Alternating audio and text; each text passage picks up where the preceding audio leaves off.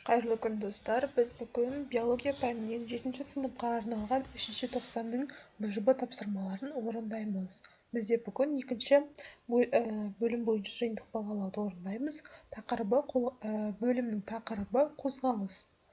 Оқудың мақсаты өсімдіктердің қозғалысы себептерін түсіндіріп, қозғалыстың маңызын сипаттау, тропизмдер, таксистер туралы, өсімдіктердегі фотопериодизм рөлін сипаттау, омыртқасын және омыртқалы жануарлардың қозғалыс мүшелерін салыстыр.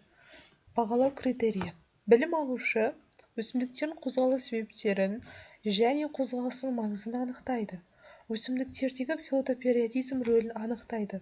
Омыртқасын және омыртқалы жануарлардың қозғалыс мүшелерін ажыратады. Ойлау дағдыларының деңгейін қолдану.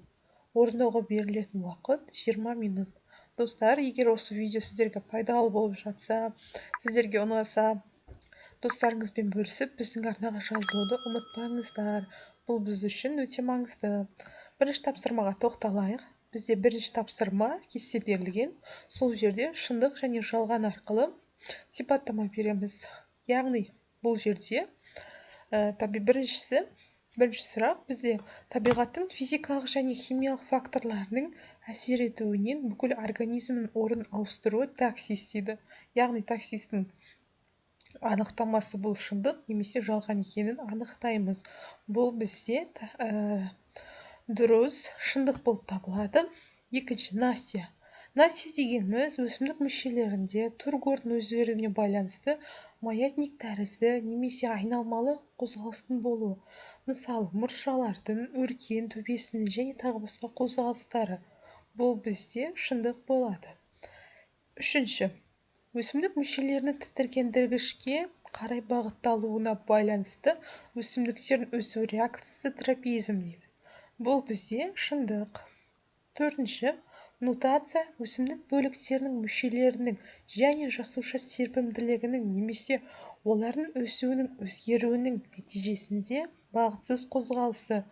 Бұл бізде жалған болады. Яғни нутацияның анықтамасы мүлдем басқаша.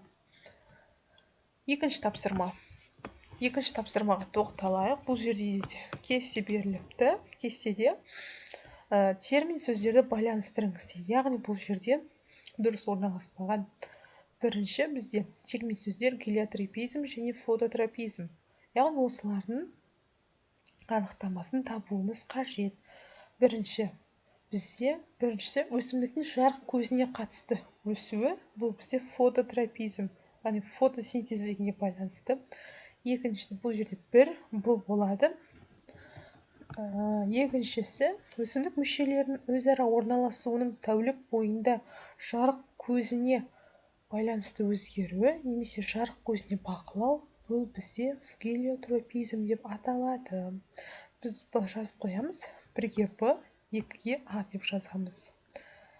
Бізде келесі тапсырма, үшінші тапсырмаға тоқталамыз. Бұл бізде қажетті сөзді жаз дейді. Яғни, жарықтың тәуліктік ырғағына организмнің бейімделу реакциясы дейді. Яғни, бұл бізде фотопериодизм немесе жарық кезеңдік деп аталады. Келесі тапсырмаға тоқталамыз. Тапсырма 4-ші. Ұзақ күндік пен қысқа күндік өсімдіктерді сипаттаңыз дейді. Біз бірінші кесте сызып аламыз. Сол жерге кестені 3-ке бөлеміз. Өсімдіктің сипаттамасы, мысалдар келтіреміз. Біз бұл жерге ұзақ күндік өсімдіктер және қысқа күндік өсімдіктер дейміз. Ұзақ күндік өсімдіктер бұл бізде сипаттамасы. Ұзақ күндік өсімдік тәуліктің жарық кезі және 20 және одан ұзақ сағатқа жететін полярлық шеңбері ауданында өседі.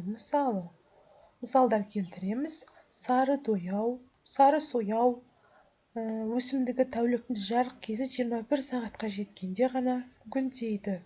Егер жарық кезеңінің ұзақтығы 21 сағаттан кем болса, онда бұл өсімдіктің үсікке тап болуы мүмкін. Келесі бізде қысқа күндік өсімдіктер. Солтүстік шеңберінен аздап, оңтүстікке қарай, оңтүстік шеңберінен аздап, солтүстікке қарай өсетін өсімдіктерді қысқа күндік өсімдіктер деп атаймыз.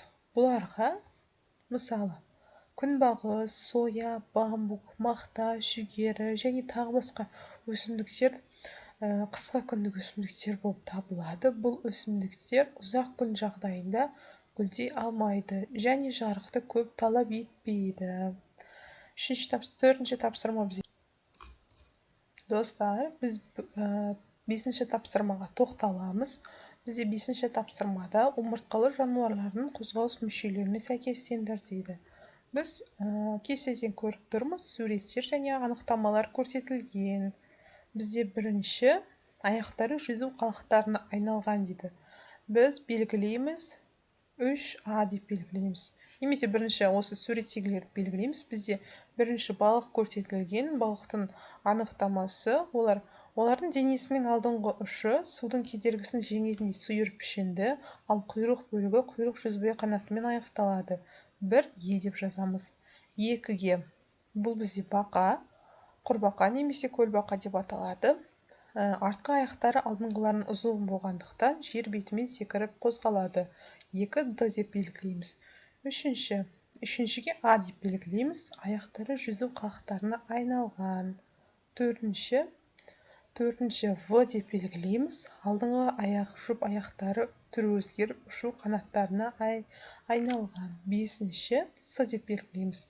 Бұл жерде сүтқоректі жануар, бұл ит. Бұны 5 аяқтары денені астынан тіреп тұрады деп белгілейміз. Сұрақ өте оңай. Достар, осымен біздің БЖБ талқылауымыз аяқталды. Бұл бал қою кестесі. Осы тапсырмаларға дұрыс жауап берсеңіздер, барлығы 16 ұпай жинайсыздар, яғни 16 балл жинайсыздар. Достар, біздің осы тапсырмамыз аяқталды. Егер осы видеомыз сіздерге көмегі тиіп жатса, біздің арнаға жазылуды ұмытпаңыздар және достарыңызбен бөлісуді де ұмытпаңыздар. Келесі кездескенше сау болыңыздар.